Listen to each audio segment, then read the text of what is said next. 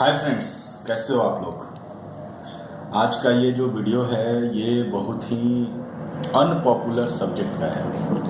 Unpopular इसलिए क्योंकि students इसको पढ़ने में थोड़ा सा आनाकानी करते हैं। आनाकानी क्यों करते हैं? क्योंकि ये सब्जेक्ट थोड़ा सा कम इंटरेस्टिंग उन्हें लगता है। लेकिन मैं उन्हें एक बात बता देना चाहता हूँ कि ये सब्जेक्ट उतना ही इम्पोर्टेंट है जितना कि डिजाइन इम्पोर्टेंट है, जितना कि एनालिसिस इम्पोर्टेंट है, जितना कि हाईवे इम्पोर्टेंट है और जितना कि फ्लूइड मैकेनिक्स इम्पोर्टेंट है। तो एक्चुअली में ये सब्जेक्ट का नाम है, मैं पहले सब्जेक्ट का नाम बता दूं, और इस सब्जेक्ट का नाम है हाइड्रोलॉजी।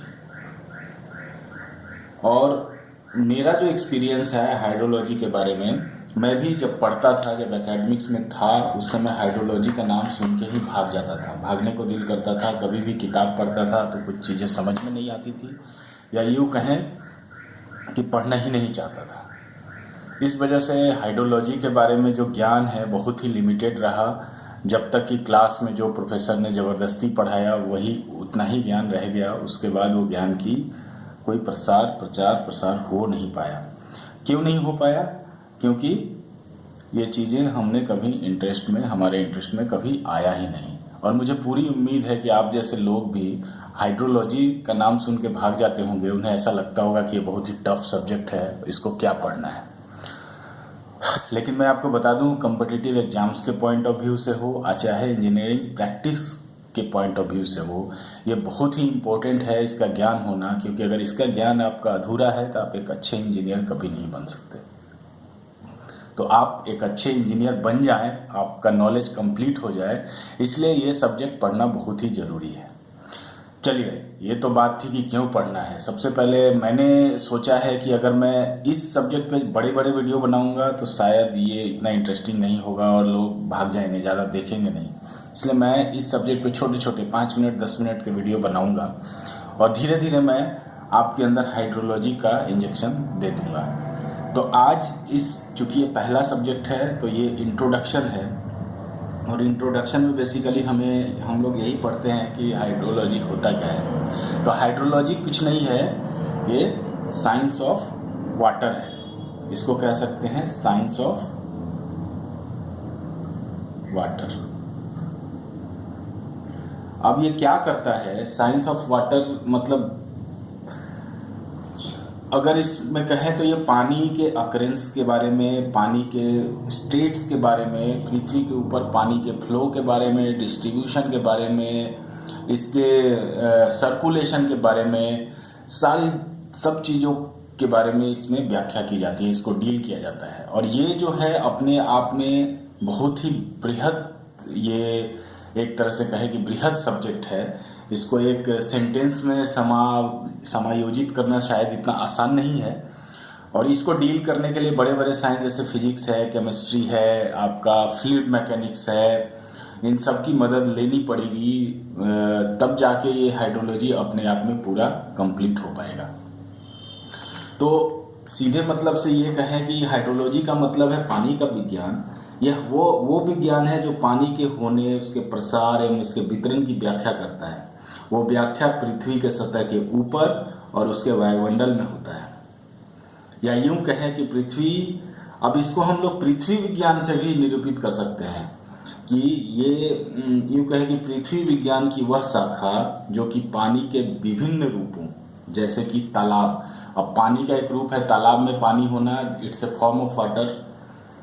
तो तालाब में पानी होना, वर्षा का पानी, या स्नोफॉल होता है तो स्नो में भी क्या होता है, स्नो इज ए ड्रॉपलेट्स, और ये छोटे छोटे जो बर्फ के कण होते हैं उनको हम लोग स्नो कहते हैं। तो जो स्नोफॉल है वो स्नोफॉल के पानी की या फिर स्नो के पानी की व्याख्या करे, या फिर बर्फ यानी पृथ्वी के सतह के ऊपर जो बर्फ है, या इसको कहें आइस के बारे में भी बताए। क्योंकि आइस भी क्या है, एक फॉर्म ऑफ वाटर है। ठीक है, तो आइस के बारे में पृथ्वी के ऊपर एवं पृथ्वी के ऊपरी सतह के नीचे वाले पानी के बारे में। तो कई बार क्या होता है कि जब पृथ्वी अर्थ सरफेस है, ये मान लीजिए अर्थ सरफेस पे जब पानी गिरता है तो पानी फिल्ट्रेट होके, परकोलेट होके अंदर जाता है और वो अंदर भी फ्लो होता है। तो जो पानी पृथ्वी के सतह के नीचे चला गया और उसमें भी फ्लो हो रहा है, उस पानी के बारे में भी जो विज्ञान सबको मिला के पानी के हर फॉर्म, हर रूप, ऊपर नीचे हर जगह की व्याख्या करे, वैसे साइंस को हम लोग कहते हैं हाइड्रोलॉजी। और मैं आपको एक चीज़ बताना चाहता हूँ कि कभी भी कोई भी डेफिनेशन या कुछ भी है, आप इसको शब्द सा कभी भी रटे नहीं। रटने का कोई फ़ायदा नहीं है, क्योंकि अगर आप रटा रटा लिखेंगे तो मार्क्स आपको अच्छे नहीं मिलेंगे। इसलिए चीज़ों को समझें और एग्ज़ाम हॉल में जो दिमाग में है उसको उसी फॉर्म में लिख दें, वो ज़्यादा आपको मार्क्स देगा। अब हाइड्रोलॉजी एक बहुत ही बृहद विषय है, जिसकी व्याख्या करने के लिए हमें क्या चाहिए, हमें फिजिक्स का भी नॉलेज होना चाहिए, हमें केमिस्ट्री का नॉलेज, स्टैटिस्टिक्स का नॉलेज होना चाहिए, क्योंकि इसमें जैसे बारिश के बारे में बहुत सारे जो डेटा है हम रिकॉर्ड करके रखते हैं कई सालों का, 50 साल 30 सालों का, जो कि हमको आगे आने वाले जो भी पानी से रिलेटेड स्ट्रक्चर है उसको डिजाइन करने में मदद मिलता है।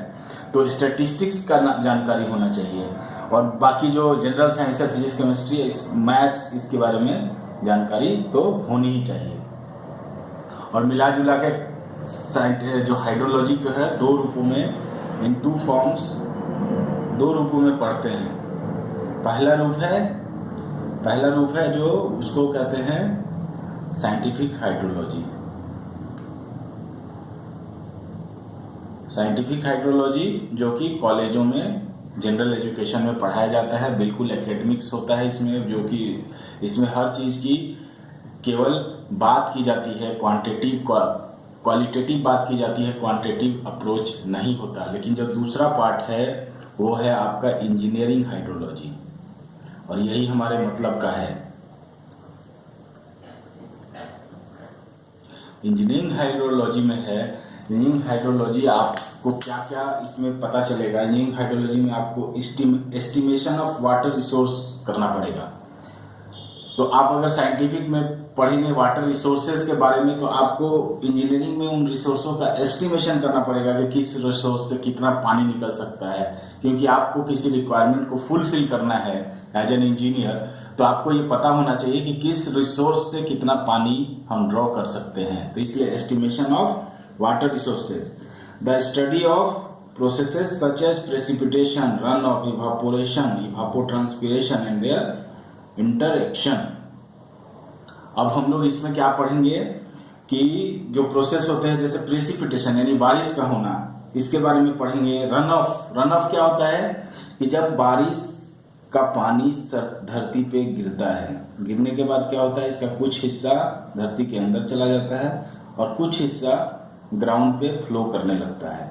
तो जो हिस्सा ग्राउंड पे फ्लो करता है, जितना हिस्सा उसका जो भाग होता है, जिस गुणक से उसको गुना किया जाता है, उसको कहते हैं रन ऑफ। इसके बारे में हम लोग और आगे बहुत विस्तार से बात करेंगे रन ऑफ के बारे में। यानी जो पानी परकोलेशन से बच जाता है और जो सरफेस पे फ्लो करने लगता है, उसको हम लोग रन ऑफ कहते हैं।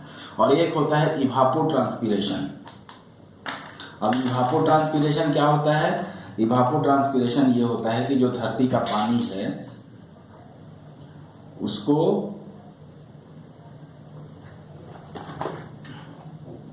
ट्रांसपिरेशन। अब ये क्या होता है कि धरती जो पौधे होते हैं पेड़ पौधे, वो क्या करते हैं, ग्राउंड वाटर को लेके अपने पास लेते हैं और उसके बाद ये इवापोरेट कर देते हैं ग्राउंड में। तो ये जो प्रोसेस होता है, जो इवापोरेशन पौधों के थ्रू होता है, उसको हम लोग कहते हैं इवापोट्रांसपिरेशन। तो इसके बारे में भी हमें एस्टिमेट करना पड़ेगा कि कितना पानी, जैसे बारिश हुआ तो कितना पानी इवापोरेशन में चला गया, कितना पानी का इवापोट्रांसपिरेशन हुआ, और इन सब चीज़ों में क्या रिलेशन है। और पानी से होने वाली समस्याओं के बारे में हम लोग इंजीनियरिंग हाइड्रोलॉजी में पढ़ते हैं, जैसे कि फ्लड, अगर बाढ़ आ गया तो फिर उससे हम कैसे निपटेंगे, सूखा पड़ गया, ड्रॉफ। तो जब हम प्रॉब्लम को समझ जाएंगे तो उसके निदान की भी चर्चा हम लोग हाइड्रोलॉजी में ही करेंगे कि अगर बाढ़ आता है तो उससे हमको कैसे निपटना है, और अगर बाढ़ आ गया तो उससे कैसे निपटना है, और अगर सूखा पड़ गया, ड्राफ्ट हो गया तो उससे कैसे निपटना है, इसके बारे में भी हम लोग विस्तार से चर्चा करेंगे हाइड्रोलॉजी में ही। तो ये हाइड्रोलॉजी का जो साइंस है, इसको आप लोग थोड़ा अच्छे से पढ़ने का प्लान बनाइए। बहुत ही छोटा सा सब्जेक्ट है, बहुत थोड़े से कॉम्प्लिकेटेड फार्मूला जरूर हैं, बट अगर आप उनको याद कर सकें, मैं आपको याद करा दूंगा, विश्वास कीजिए। तो ये सब्जेक्ट आपको बहुत ही स्कोरिंग होता है, इससे ऑब्जेक्टिव क्वेश्चन बहुत ज़्यादा बनते हैं, इससे सब्जेक्टिव क्वेश्चन आते हैं। इसी में हम लोग आपको हाइड्रोग्राफ वगैरह इसी सब्जेक्ट में पढ़ते हैं। तो आप लोग थोड़ा सा, मैंने ये एक इंट्रोडक्शन दिया है, मुझे उम्मीद है कि ये थोड़ी बहुत चीज़ें अब आपके दिमाग में घुसी होंगी। थोड़ा सा आप किताब भी पढ़ लीजिएगा ताकि आपका ये बेस बन जाए। फिर हम लोग नेक्स्ट वीडियो से आगे इसके बारे में विशेष चर्चा करेंगे। तो इस वीडियो को पूरा देखने के लिए धन्यवाद। अगर आपको पसंद आया वीडियो तो लाइक करिए, सब्सक्राइब करिए। आपके पास अगर कोई सवाल है, कोई सुझाव है तो कमेंट बॉक्स में तुरंत लिखिए, मैं उसका जवाब देने की कोशिश करूँगा। तो बाय बाय।